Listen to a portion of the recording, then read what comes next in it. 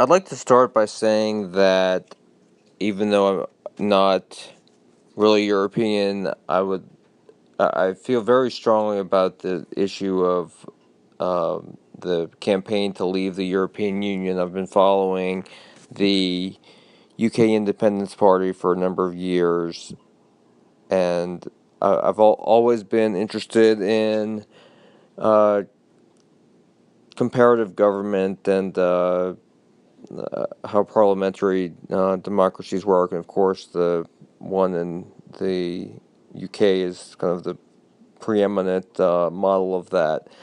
So even though I am obviously an American, this has been something I've been interested in and following for a long time.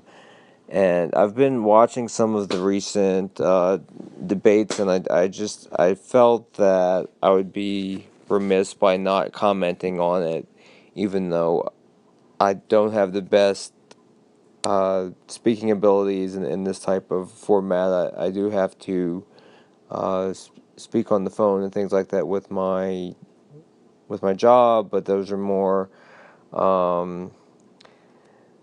repeating similar words and phrases because I don't have that big of a deviation in the things that I need to talk about. So anyway, if you could just bear with me some of the challenges I have, and I think that provided a little bit of background of who I am and what I'm interested in.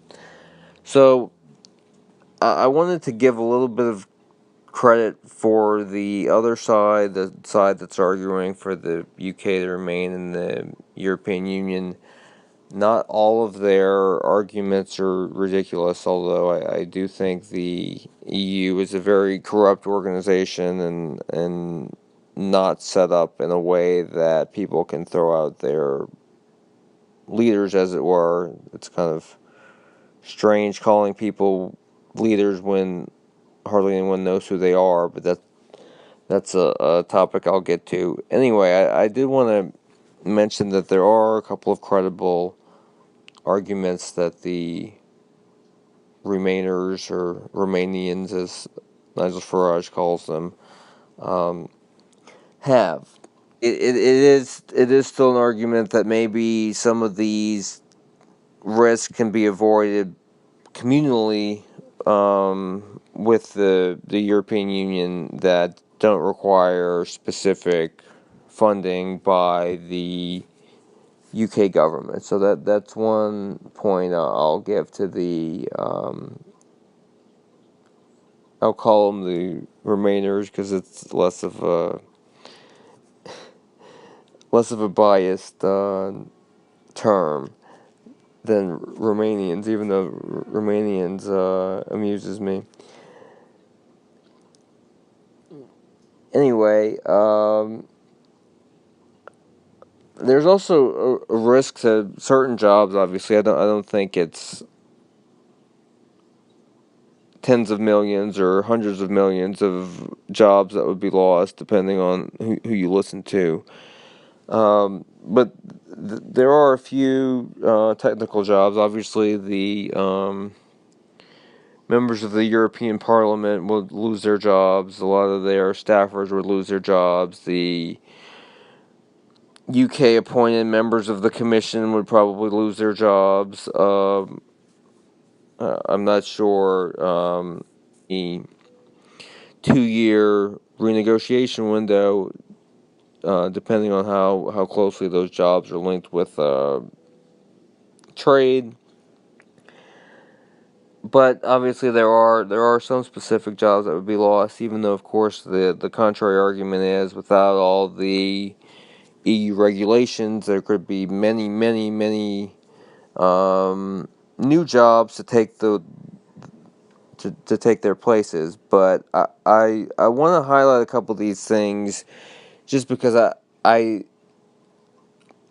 hoping to provide something that the Brexit supporters don't always provide, and that Um, you, on either side, they really don't want to say that there's any point at all. The only thing that I commonly hear is people will say, well, we want to reform the European Union, so we agree with you that it's not perfect, but we'll stay in it to reform it, and that'll be good for everybody. Um, Obviously, you can tell I'm not convinced by these arguments, but they are legitimate topics to bring up at least. There's a somewhat legitimate, more left wing Remain argument. I'm not a left wing person or sympathetic to the left wing, but there are.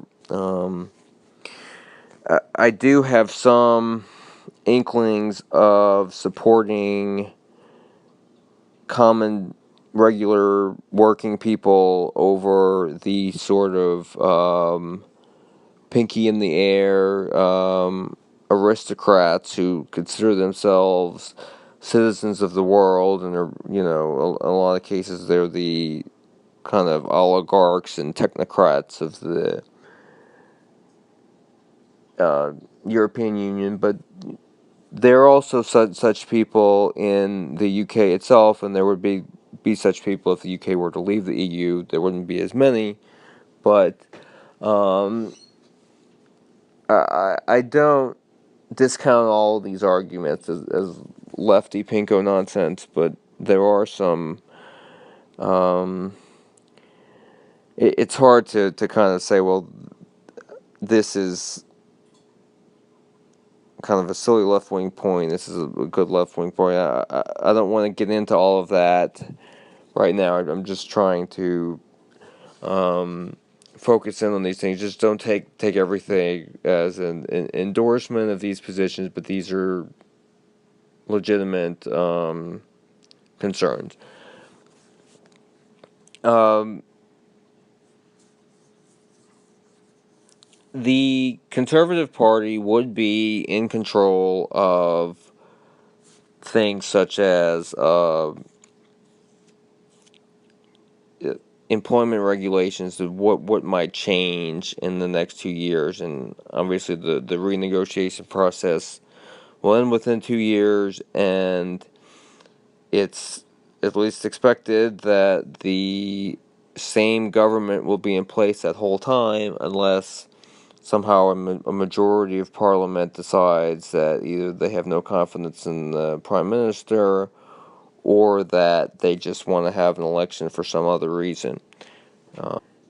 Anyway, so the issue is that the Conservative Party, without the EU restrictions, could theoretically remove all workers' rights, even though the current workers' rights are stronger protections than the EU workers' rights are. And if you're familiar with UK history, they were way out ahead of some of the other countries with some of these workers' rights issues, because there was a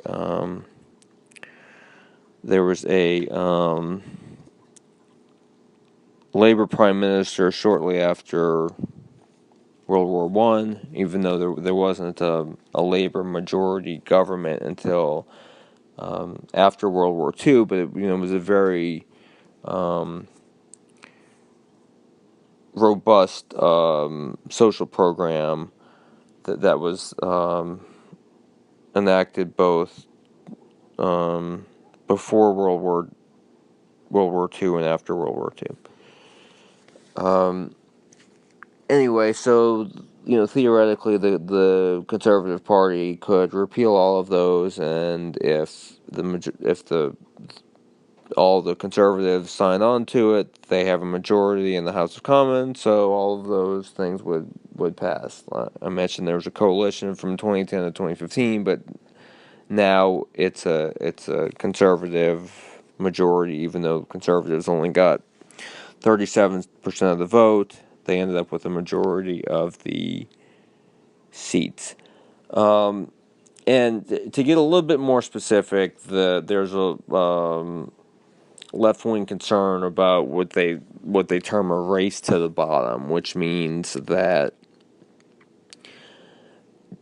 different countries would want to have fewer workers' rights as a way of attracting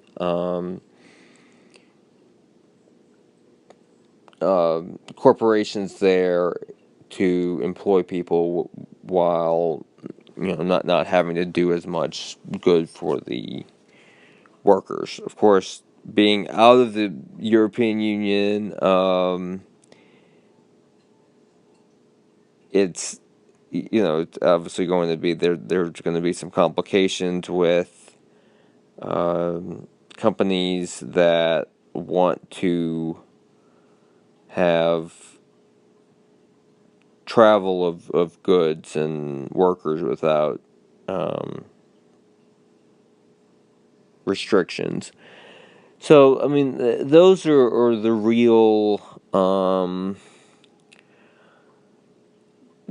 causes for concern with leaving. There was an interesting, I think he was an investor of some sort, who talked about the risk of leaving and the risk of staying. And obviously there is a risk on both sides. There are a lot of bad things that could happen to the European Union that haven't happened yet. Obviously, it's a developing issue, and that there were a lot of very significant concerns in recent years with Cyprus and Greece in particular. But it's also there were some problems not very long ago with Ireland and Portugal and Spain and Italy and so forth. I think I'm gonna stop there for now, since I kind of gave credit where credit's due, and then I'll talk a little bit more about my overall reasoning for why it's a very important thing that the UK should vote to leave.